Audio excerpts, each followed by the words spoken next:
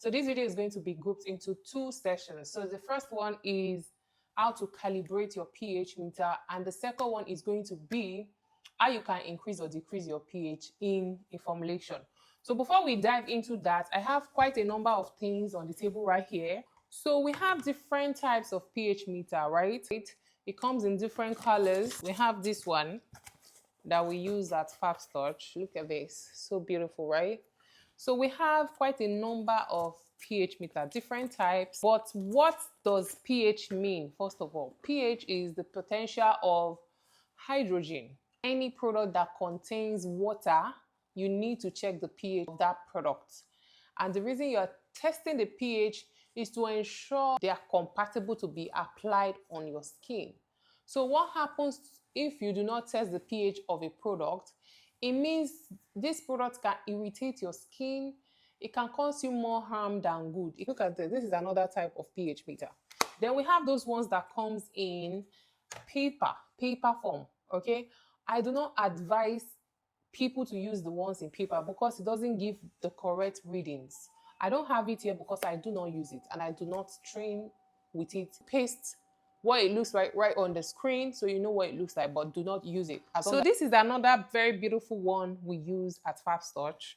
It's more like an industrial version, and it doesn't only just measure the pH of the product, it also measures the temperature of the product.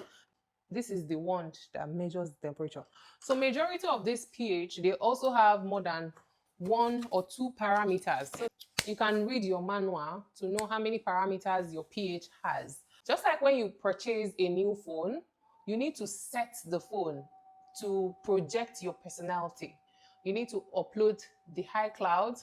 You need to do some settings here and there, the camera, the kind of apps you like to collect on the phone, even the wallpaper, okay? So the same thing goes to your pH. The moment you get a new pH, you need to do what we call calibration. You need to calibrate that. You need to set it so it is good to use. Okay, so here I have my buffer powders in 3 different pH. We have the pH 6.8, 9.18, 4.0. And use 2 to 3 buffer powders to calibrate your pH.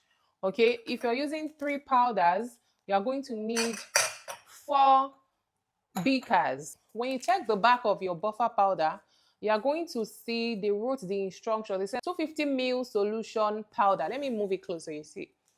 250 ml solution powder. Same goes to this. They wrote the same thing. Now, if you turn the back, you will see further instructions here. They say completely empty the powder into a clean 250 ml glass beaker.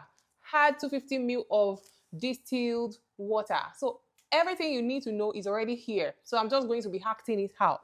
I'm going to go ahead and cut this open and turn it into my beakers.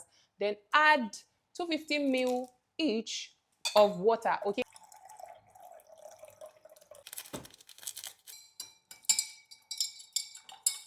You go ahead to place it under that so it doesn't get mixed. Then you repeat the same process for the other 2 buffers. You know, don't forget we still have 2 buffers, right? The next step after dissolving the 3 buffers and placing them under each beaker is to go ahead and pour ordinary distilled water in the last beaker. Distilled water is what you are going to be using to rinse your pH meter. So let's calibrate the industrial pH meter first. You go ahead to rinse the wand, then you dip into the first solution. Industrial meters are quite tricky to calibrate because of the numerous keys that they come with. There is a measure light and there is a calibration light. When your light is on calibration, it means your pH is ready to be calibrated.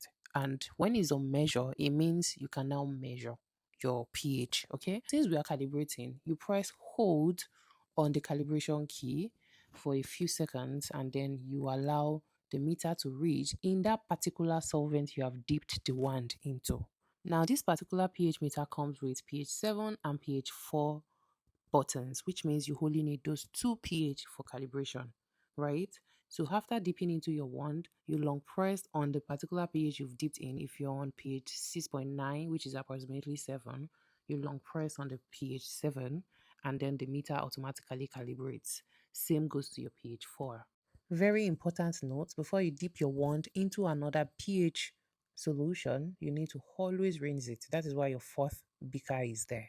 Now this one is a bit easier than the industrial one. Rinse your wand, then you put it in your solution one after the other and long press the cow button. We dipped into the first solution, which is the pH 9.1. Then we'll give it a little bit time to read. And then once it reads, you rinse, you dip into the next solution, you repeat the same process. You dip into the next one, you repeat the same process. And there you have it, a fresh pH meter that you can work with that is well calibrated. After calibrating your pH, that is not the end forever. You still need to do it at least every once in a month, once in 2 months, depending on how often you work. Now, I want to show you guys this particular one, how to calibrate this. This is more tricky and I do not use it. The only reason I have it is because of this video. So let me quickly show you how to calibrate this red pH meter.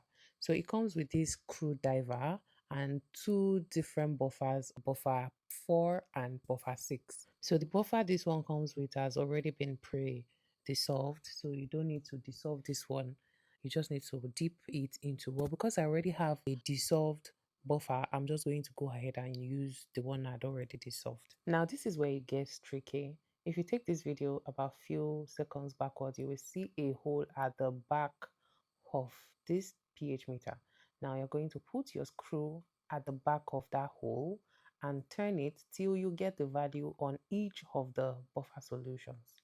You rinse your pH meter, you repeat the process for the 3 solutions. This is why I don't like this pH is quite stressful to calibrate and it gets decalibrated very So easily. that is a quick tutorial on how you can calibrate your pH.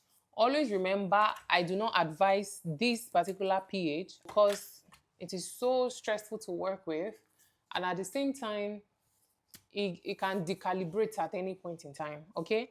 So now let's go to how you can increase or decrease your pH. I've told you how you can calibrate your pH. So what if my pH is on 4? How do I take it to 6?